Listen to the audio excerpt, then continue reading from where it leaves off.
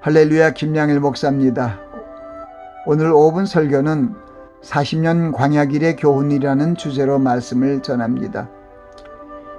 이스라엘 백성들이 경험한 40년 광야는 하나님께서 아브라함과 선조들에게 약속한 언약의 땅으로 들어가게 하시기 위한 계획의 여정의 길이며 장소입니다.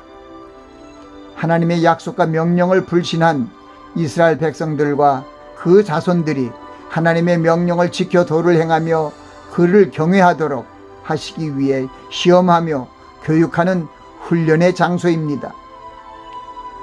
하나님께서 출애굽한 이스라엘 백성들에게 40년 동안의 광야의 길을 걷게 하신 목적이 그들의 불경한 자세를 낮추시고 하나님의 명령을 지키는지 아니 지키는지 시험하려 하심입니다. 또한 그들을 시험해서 그들이 바른 길로 가도록, 즉 하나님의 명령을 지켜 그 도를 행하며 하나님을 경외하도록 인도하여 종래에 복을 주시기 위함입니다.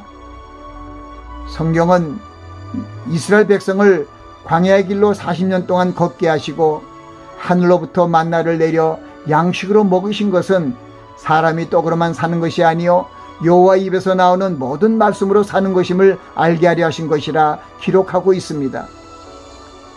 출애굽의 여정과 광야길의 여정을 통해 겸손한 자로 만들어 마침내 복을 주시려는 것입니다.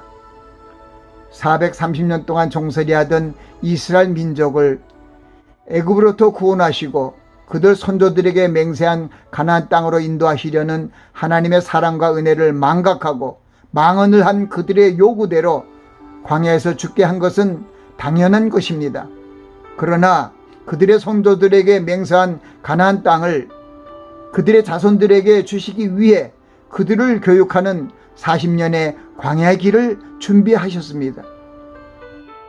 하나님께서 주시기로 약속한 가나안 땅을 눈앞에 두고 가나안을 40일 동안 정탐한 자들의 말을 들은 이스라엘 회중들이 소리를 높여 우리가 애굽 땅에서 죽었거나 이 광야에서 죽었다면 좋았을 것을 어찌하여 여호와가 우리를 그 땅으로 인도하여 칼에 망하게 하려 하는고 하며 밤새 부르짖으며 고글했습니다.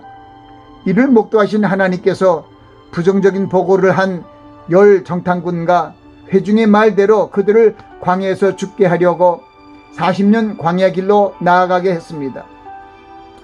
이스라엘 온 회중이 하나님을 경시하는 패역한 모습을 보시고 진노하신 하나님께서 이 백성이 어느 때까지 나를 믿지 않겠느냐, 내가 전염병으로 그들을 쳐서 멸하고 너로 그들보다 크고 강한 나라를 이루게 하리라고 모세에게 말했지만 모세의 간절한 기도를 듣고 하나님께서 백성의 죄를 사하시고 가나안 입성을 허락치 않았습니다. 하나님의 말씀과 명령을 믿지 않고 불순종한 세대들의 언행을 그대로 응하게 하신 것입니다.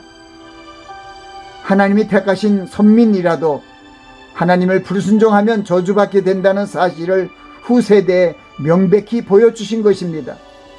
하나님께서 패역한 세대를 광야에서 멸망시키시고 그들의 자손들로 약속의 땅을 유업으로 받게 하시고 하나님을 경외하도록 섭리하신 것입니다.